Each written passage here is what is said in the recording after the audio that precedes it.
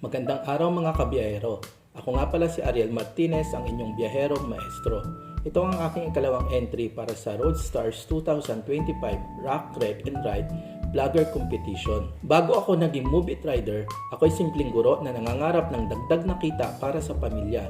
Pero alam nyo ba, malaki ang binago ng Move It sa takbo ng buhay ko. Sa umaga, nagtuturo ako ng mga aralin sa klase. Pero pagdating ng hapon, ako naman ay nagiging katuwang ng libo-libong pasahero sa kanilang paglalakbay. Ang dual role na ito, hindi madali.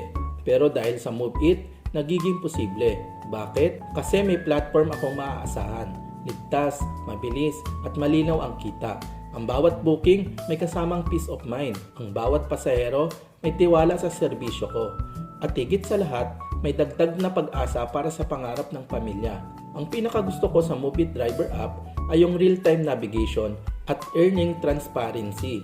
Kitang-kita ko agad ang ruta, ang tamang direksyon at higit sa lahat, ang eksaktong kita ko para sa isang rider na kumakayod araw-araw. Napakalaking bagay ng pagiging transparent kasi dito, ramdam mong patas ang laban. Kung gaano ka nagsipag, doon mo rin makikita ang bunga. Pero higit pa sa app features, mas gusto kong ibahagi ang pagbabago ng mindset na dala ng pagiging Move It Rider.